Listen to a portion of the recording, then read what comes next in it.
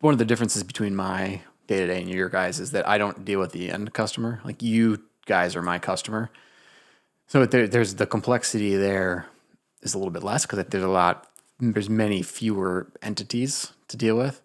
So I guess I just wanted to, because that goes back into the challenge of making that double row stitch perfect, and in your Brett, your customer service and how people feel about lead times and reworks and all that stuff, and just how that how you deal with that and how that like how much of that is what you're doing right now. Well, I'm not involved in it.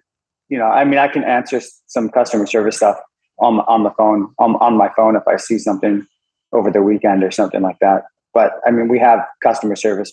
We're not a big company, so it's always hard to like try to deliver the best and the fastest service because we can't.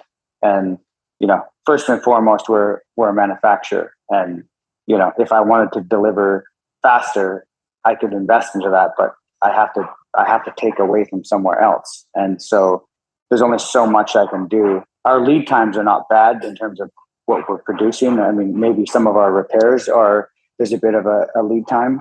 But yeah, it's a struggle because I think as a retailer and as a retailer only, and that's your only focus, then I think it's a lot easier to control that medium and to educate and to do all the video and all the content and all that kind of stuff. But if you're having to do both and figure out how to make it at a level of what is expected and also sell it at a level of what is expected, plus shoot all the content and everything else, I think it's sustainable to a point. It's just it's unrealistic to have a lot of high expectations that everything's going to be a home run when we're not backed by $1 billion company. It'd be different if the bankroll was huge. I mean, most of these even like Nick's is owned by somebody else. White's is owned by ABC Mart. I don't know how good their customer service is, probably no better than ours, but they have the ability to have deeper pockets than us. So, it's challenging, and it's like, right now my only focus is manufacturing, and there's some things that I need to solve. And then after that, my focus will be, I don't know, something to do with e-commerce or marketing but I've only got so much time in the day.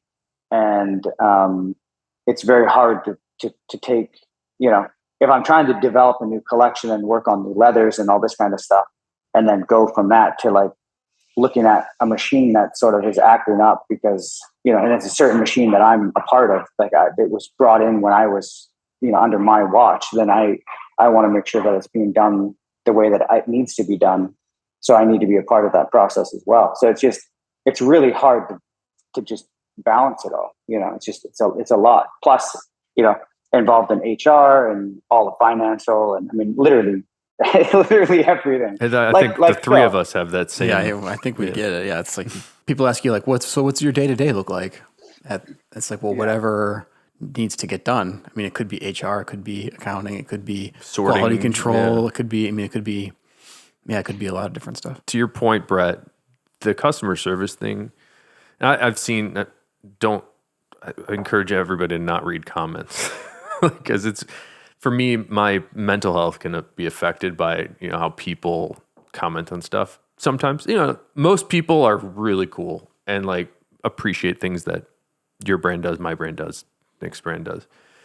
But every now and then you'll get one guy that just actually doesn't understand necessarily what they're talking about, and it can create a little bit of a customer service nightmare, because then you get all these questions about whatever that nonsense poster was talking about. So I get what you're saying. It's a lot to answer customers, especially when you're doing the whole chain. You're manufacturing the process and you're marketing and distributing the product. It can be a nightmare where you just have, I don't know, 100 customers. Yeah, right? It's like we have thousands. So.